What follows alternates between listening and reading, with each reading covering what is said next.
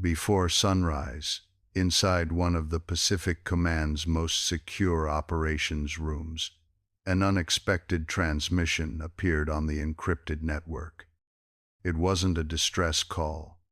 It wasn't a false alarm. It was something far more troubling, a warning from a source almost no one in the Pentagon has ever met, a source known only as Oracle 6. His message challenged one of China's deepest military assumptions, that United States aircraft carriers are predictable, slow to evolve, and vulnerable to long-range missile strikes. Beijing spent more than a decade building an entire anti-carrier ecosystem around that belief, from surveillance grids to carrier-killer ballistic missiles. But Oracle 6 claimed that belief had quietly expired. According to him, the United States Navy had already begun implementing a new operational doctrine, one hidden in plain sight, one China's intelligence network completely overlooked, and one capable of turning their anti-carrier strategy into a dangerous miscalculation. What you're about to hear isn't theory or speculation. It's a reconstruction of how the United States quietly rewrote the rules of carrier warfare, and why China didn't realize the shift was happening until it was already too late. If you still think an aircraft carrier is just a floating runway, brace yourself.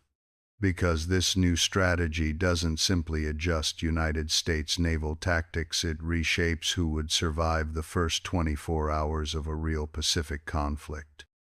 For years, China believed it had finally solved one of its greatest military challenges: how to counter carrier strike groups. Their solution became a global headline: the DF-21D. The world's first anti-ship ballistic missile specifically designed to hit carriers from thousands of kilometers away. Beijing paired these missiles with an expanding network of satellites, over-the-horizon radars, maritime drones, and long-range reconnaissance aircraft. Every sensor fed into a massive targeting system built for one purpose: track, fix, and destroy American carriers before they got close enough to strike. Commanders in China's Eastern Theater were confident. They had the range, the firepower, and the surveillance reach. They believed a carrier couldn't hide, couldn't maneuver fast enough, and couldn't survive a coordinated missile salvo. But their trap contained one critical flaw, one they didn't realize until far too late. China assumed the United States would keep using carriers the same way it had for decades: centralized, predictable, and reliant on tightly packed strike groups. They were preparing for the old United States Navy, not the one that was quietly emerging. While China was building missile brigades and expanding island bases, the United States Navy was already executing a strategic pivot, one so subtle that foreign intelligence services misread it entirely. The shift began with internal simulations at the Naval War College. Classified war games showed that the traditional carrier model, large formations, predictable flight operations, and concentrated power, wouldn't survive in a future missile-saturated battlefield. So the Navy started experimenting with something radically different: distributed maritime operations. Instead of one massive force, multiple smaller, dispersed elements, each capable of independent action, would overwhelm enemy targeting systems. This doctrine wasn't just theory. It started appearing quietly in exercises across the Pacific, in revised carrier deployment patterns, in new drone integration tests, and in subtle changes to how the Navy trained its pilots. China saw these movements. They collected the data, but they misunderstood the purpose. They thought the United States was adapting around the edges. They didn't realize the United States was preparing for a complete paradigm shift. one that would render China's missile advantage nearly useless. The next clue appeared when the Navy began expanding the role of amphibious assault ships, vessels never originally designed to be true carriers.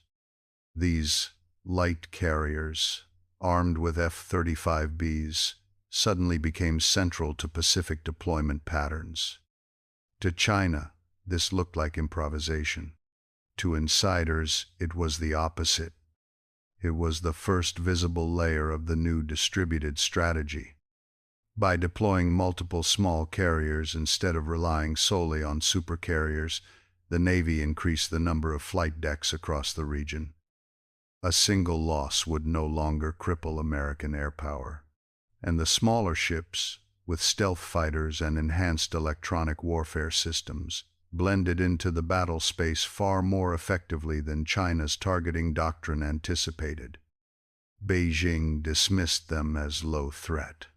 But they didn't understand that these light carriers were decoys, sensors, strike platforms, and command nodes all at once.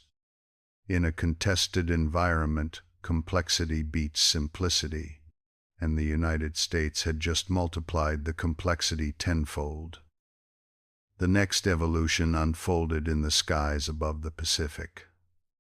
For decades, carrier air wings had been built around the same predictable formula: strike fighters, early warning aircraft, and helicopters. Effective, yes, but not revolutionary. That changed when the Navy began integrating stealthy F-35Cs with a growing swarm of autonomous drones. These uncrewed aircraft could scout ahead, jam enemy radar, extend sensor range, or even deliver precision strikes without risking pilots. More importantly, drones could operate from any platform. Supercarriers, light carriers, destroyers, or even makeshift launch barges. This meant the United States didn't need to rely on a single large flight deck anymore. China's surveillance network struggled to track the new pattern. They were looking for the signature of traditional carrier aviation. But the new air wing didn't have a signature. It shifted shape daily. Carriers were no longer just launching jets.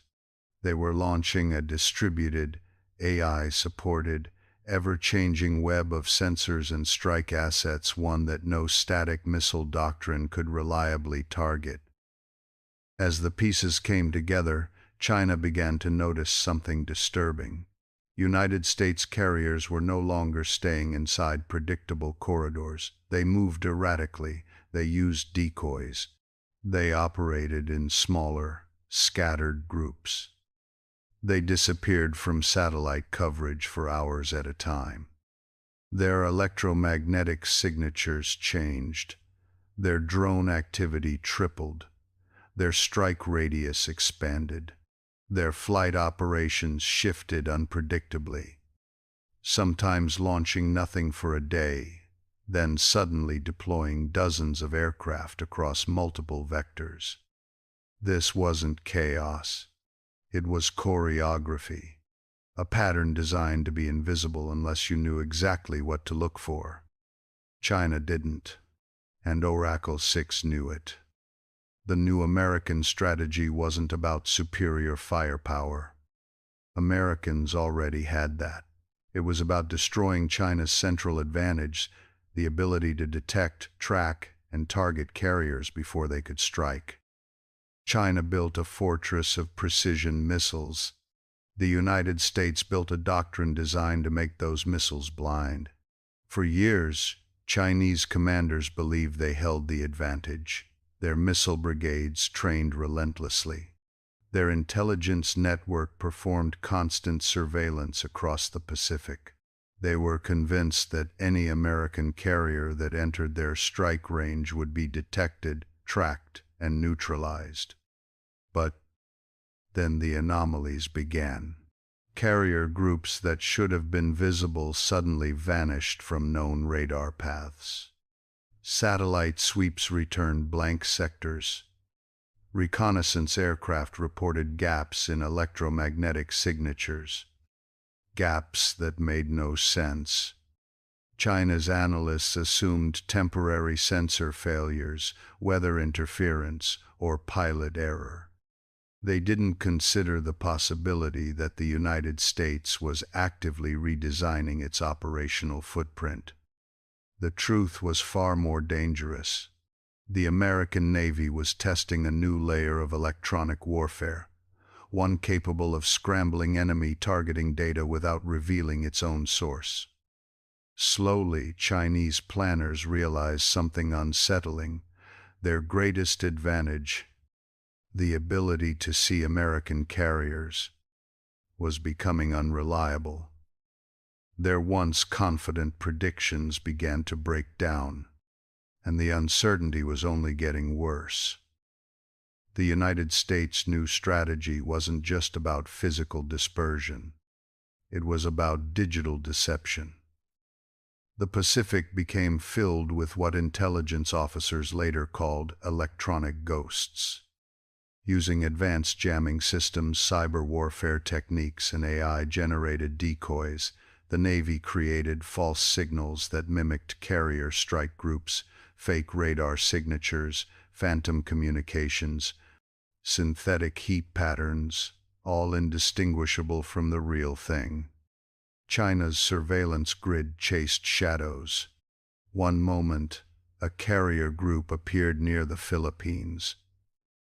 Hours later, the same signature appeared near Guam. Both were fake. Meanwhile, the real carriers moved silently through unexpected corridors undetected. This was United States Navy's quiet revolution. If China relied on sensors, the United States would drown those sensors in noise. China wasn't facing one enemy.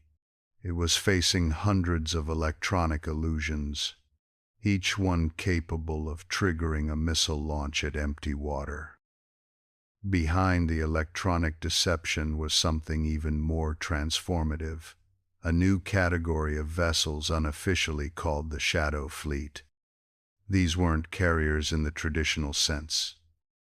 They were small, stealthy platforms, some manned, some autonomous, operating independently yet linked through a classified battle network.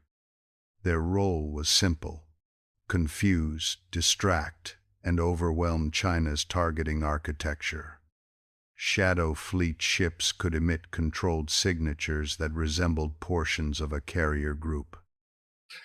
They could deploy drones that mimicked aircraft launches.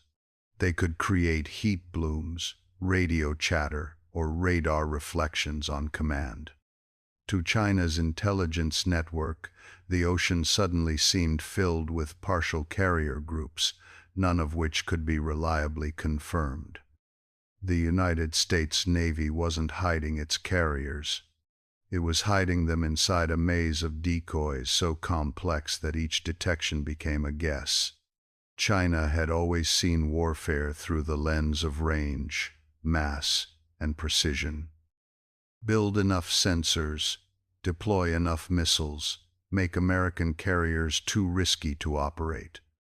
But China miscalculated one thing. The United States wasn't trying to beat China's missiles. It was trying to beat China's information.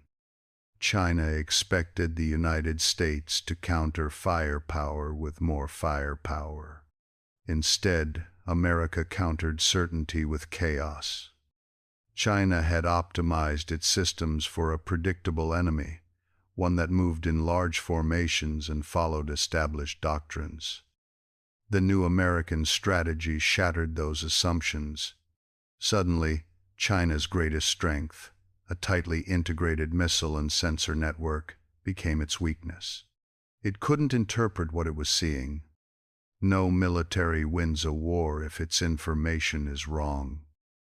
By the time China realized the scale of the shift, it was already too late. Their intelligence analysts reported contradictions they could not explain, carrier sightings that didn't match flight activity, drone swarms where no ship existed, energy signatures with no physical vessel. Everything they trusted was becoming unreliable. If they fired too early, they'd waste missiles on decoys. If they waited too long, they'd risk a real American strike. This was the breaking point, not in firepower, but in decision-making. China's commanders couldn't tell the difference between truth and deception. Meanwhile, the real carrier groups maneuvered freely, preparing for the exact moment China's confusion turned into paralysis. During a classified joint exercise, the American Navy demonstrated the full power of its new doctrine. Several Chinese satellites detected what looked like two full carrier strike groups near the Philippine Sea. Their signatures were perfect: emissions, radar patterns, even simulated aircraft operations. China's analysts were certain they'd found the American force. They tracked it for hours. They prepared targeting solutions. They issued alerts. But the signatures were artificial. The real carriers were hundreds of miles away, moving undetected through a corridor China believed was too risky for American forces to enter. It was the moment Beijing realized its entire anti-carrier doctrine was built on an outdated model of American warfare. And it was only the beginning. Inside the Pacific, the United States Navy's new doctrine formed something analysts later called the kill web, a living, adaptive battlefield network that rewrote how sea combat worked. Unlike China's rigid sensor-to-shooter chain, the kill web didn't rely on a single source of information. It fused data from satellites, drones, submarines, aircraft, destroyers, and even allied assets into one fluid system. A drone could spot a target. A destroyer could classify it. A submarine could track it. A carrier could strike it. Or the roles could reverse entirely, instantly. China's surveillance grid couldn't keep up because the web constantly reconfigured itself based on threats, movement, and available assets. Where China saw ships, the United States saw nodes. Where China saw targets, the United States saw opportunities. Where China believed a single missile would cripple a carrier, the United States designed a network so decentralized that no single loss would matter. This wasn't just an advantage. It was an entirely different language of warfare, one China didn't speak. Behind the kill web was an emerging technology that China underestimated: AI-assisted command and control. The American Navy deployed advanced algorithms capable of reading battlefield noise faster than any human analyst. These systems filtered false signals, predicted missile trajectories, and identified patterns that Chinese surveillance missed.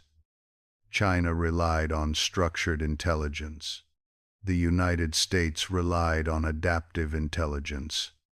AI commanders didn't panic, hesitate, or misinterpret shadows. They processed thousands of variables: weather, radar reflections, energy signatures, electromagnetic behavior, all in seconds. This meant American carriers no longer needed predictable routes or traditional support formations. They could maneuver fluidly, adjusting position based on real-time calculations China couldn't replicate. China had prepared for the United States Navy of 2005, not the one guided by algorithms built for uncertainty. While China built up its missile arsenal, it overlooked a critical weakness: the fragility of its own targeting architecture. Long-range missile strikes require perfect information, exact location, heading, speed, and flight operations of American carriers. Any distortion in that data chain introduces fatal errors. The United States exploited this relentlessly. Electronic deception shattered China's accuracy. Distributed forces overwhelmed their sensors. Shadow fleet vessels absorbed their attention. Every tool China depended on became unreliable. Radars saw ghosts. Satellites saw patterns that didn't exist. Signal operators heard transmissions from ships that weren't there. Their missile brigades still had firepower, immense firepower, but firepower means nothing when you cannot trust your aim. Once China's targeting confidence collapsed, the United States prepared the next phase, a counterstrike built around mobility, deception, and precision. F-35Cs launched from dispersed carriers, using stealth profiles that blended into Pacific weather layers. Autonomous drones extended sensor reach deep into contested zones. Submarines shadowed Chinese warships, feeding data into the kill web. China expected massed American formations. Instead, they faced dozens of microstrike packages, coordinated but not centralized, lethal but not locatable. Each strike element acted independently yet fed constant updates into the battle network. This meant the Americans didn't need to destroy China's entire missile grid, it only needed to blind it long enough to render it meaningless. In war games, it worked. Repeatedly. China's traditional doctrine began to break down under the weight of uncertainty. Their systems were designed for a battlefield where information flowed cleanly, where targets stayed visible, and where large formations behaved predictably. The American Navy's new doctrine was the opposite: messy, unpredictable, and mathematically overwhelming. Chinese commanders faced impossible decisions. Every detection might be real or a decoy. Every radar fix might be accurate or a planted signature. Every carrier sighting might be the real threat or one of the Navy's electronic ghosts. With each passing hour, the old world model, the belief that carriers could be destroyed by missiles alone, collapsed. China had built a machine that required perfect clarity.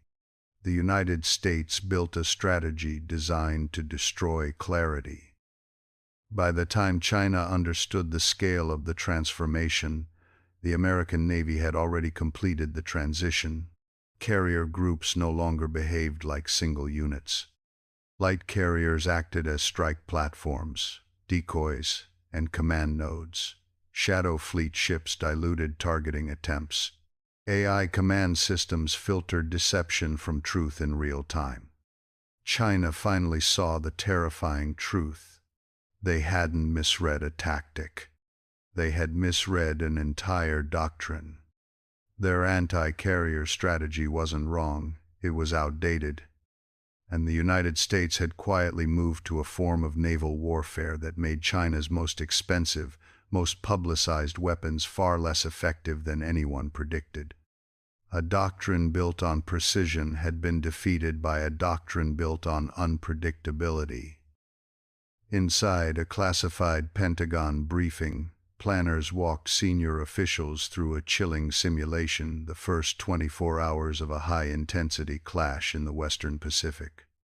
In the scenario, China detects what it believes are two American carrier strike groups entering its missile envelope. Missile brigades move to high alert. Targeting data pours in from satellites, radars, and over-the-horizon systems. Confidence levels appear high. Launch orders are prepared. Warheads are armed. Countdown sequences begin. But there's a problem.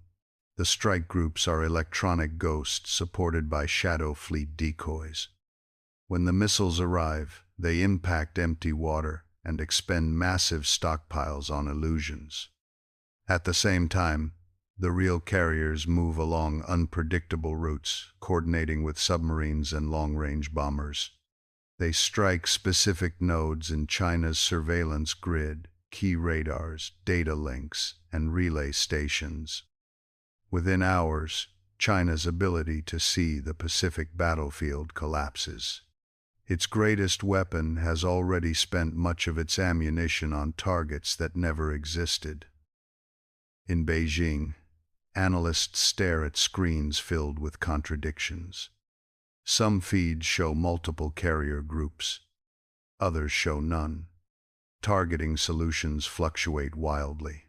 Systems that once seemed precise now feel unreliable. One analyst zooms in on a sector where a confirmed carrier was just detected. Minutes later, the signal vanishes without a trace.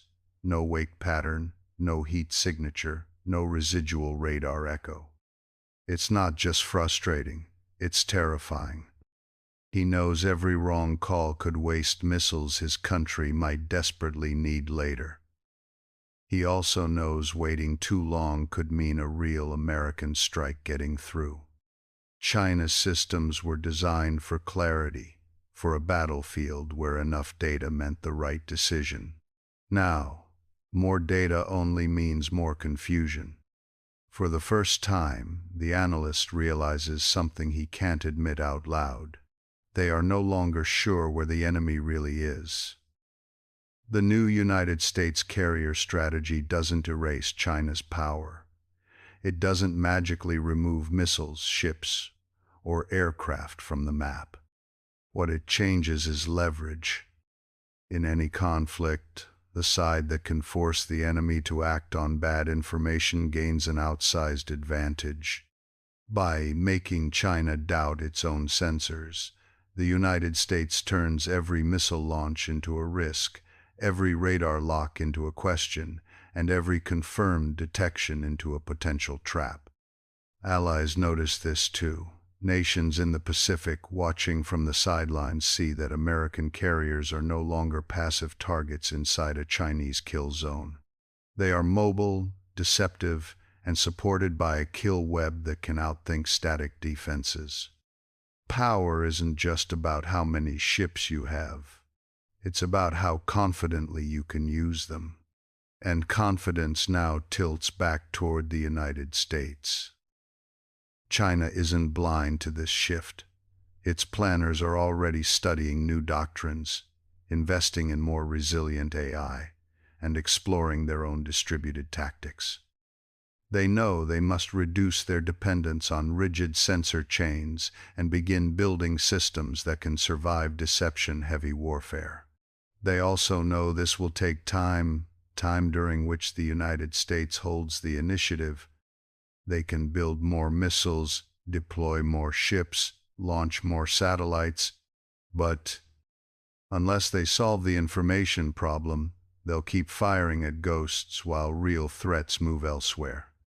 For now, the strategic momentum favors the side that embraced unpredictability first, and that side is not China. The story of this new carrier strategy isn't just about the United States and China. It's a preview of how all future great power conflicts may unfold. Raw firepower will still matter, so will ships, jets, and missiles. But the deciding factor will be something else: who controls what the enemy believes is true. The American Navy's transformation from predictable carrier groups to distributed, AI-supported deception-heavy operations marks a turning point. It proves that turning yourself into a hard target isn't always about thicker armor. Sometimes it's about being impossible to see clearly at all. In that world, the most dangerous weapon isn't a missile. It's a lie the enemy doesn't realize is a lie until it's too late.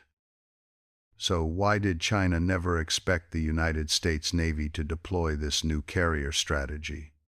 Because they assumed the future would look like the past, that carriers would remain big, centralized symbols of power, moving through familiar routes, fighting familiar battles. They prepared for a United States that stayed the same. The United States quietly became something else. Distributed operations, light and shadow fleets, AI-driven command. electronic ghosts in the Pacific. In the end, China's mistake was not underestimating American ships, planes, or missiles. It was underestimating how far the United States was willing to go to make those ships and planes impossible to find, track, and target with certainty. And in a future war, that difference between what you see and what's really there may decide who controls the oceans and who never gets a second chance.